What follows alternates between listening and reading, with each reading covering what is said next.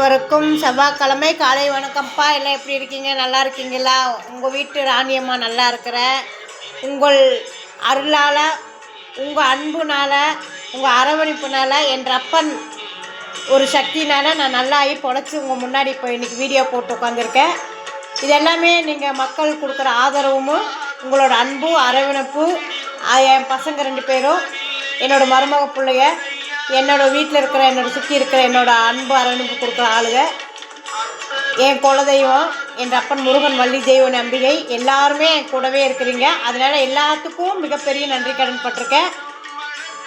எல்லாத்துக்குமே ஒரு பெரிய நன்றி நான் தெரிவிக்கிறேன். எல்லாத்துக்கும் நன்றி நன்றி நன்றி. போன வாரம் செவ்வாய்க்கிழமை மருதமலைக்கு போயிட்டு நேராக ஆஸ்பத்திரிக்கு போனேன். இந்த வாரம் திரும்பி மருதமலைக்கு என் அப்பன் நான் பார்க்குறக்கு போகிறேன். கிளம்பிட்டேன். சரி, செவ்வாய் வாரம் பூஜை முடிச்சுட்டு போயிடலாங்கிறதுக்கு வேண்டி நான் வெயிட் பண்ணிகிட்டு இருந்தேன். போயிட்டு வரேன் கோயிலுக்கு. உங்களுக்கு எல்லாத்துக்கும் சொல்லிட்டு போயிட்டு வரேங்க.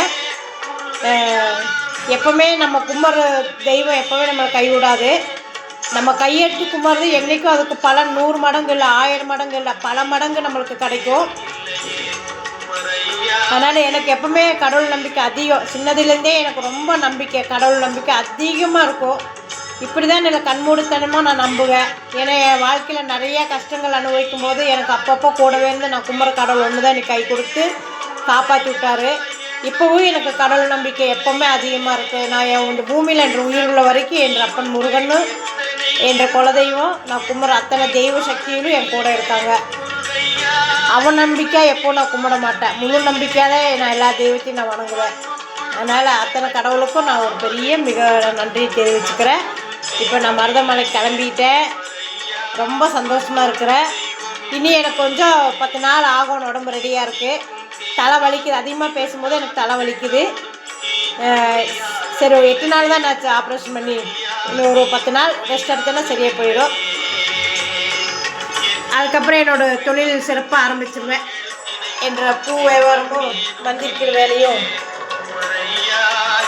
இந்த அளவுக்கு வச்சுருக்காரு. தலையில் இவ்வளோ பெரிய ஆப்ரேஷன் பண்ணி இந்த அளவுக்கு பேச விட்ருக்காரு. அதுக்கே நான் அவருக்கு அவர் திருவடியை கெட்டியாக பிடிச்சிட்டு உட்காந்துருக்கிறேன். செவ்வாயோர பூஜை. இந்த 6 தீபமும் வந்து ஆறுமுகம் பெருமானுக்கு.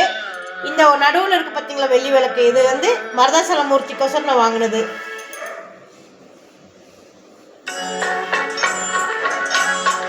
வேலுண்டு வினையிலே, மயிலுண்டு பயமில்லை, குகுனுண்டு குறவில்லை, கந்தனுண்டு கவலையில்லை. அது போக என்ற வாழ்க்கை துணை கார்த்திகையன் எனக்குள்ளேயே தான் இருக்கிறான், என் கூடவே தான் இருக்கிறான்.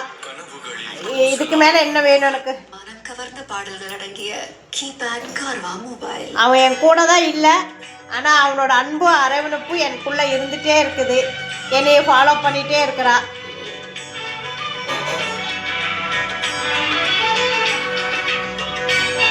எல்லாரும் நல்லா இருக்கணும். இந்த பூமியில் இருக்கிறவங்க அத்தனை ஜீவராசிகளும் சரி, அத்தனை உயிரினங்களும் நல்லா இருக்கணும்.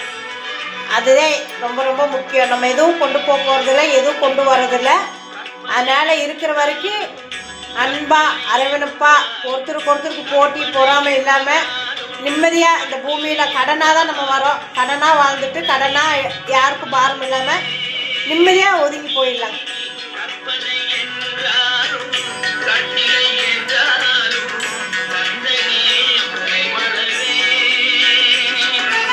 ஒரு 4 நாள் தீபம் வைக்காதனால என் மனசெல்லாம் எனக்கு மயக்கத்தில் இருந்தாலும் என்னோட எண்ணங்கள் பூரா எங்கேயே தான் ஓடிட்டுருக்கும். இப்போ தான் எனக்கு மனசு ரொம்ப திருப்தியாக இருக்குது.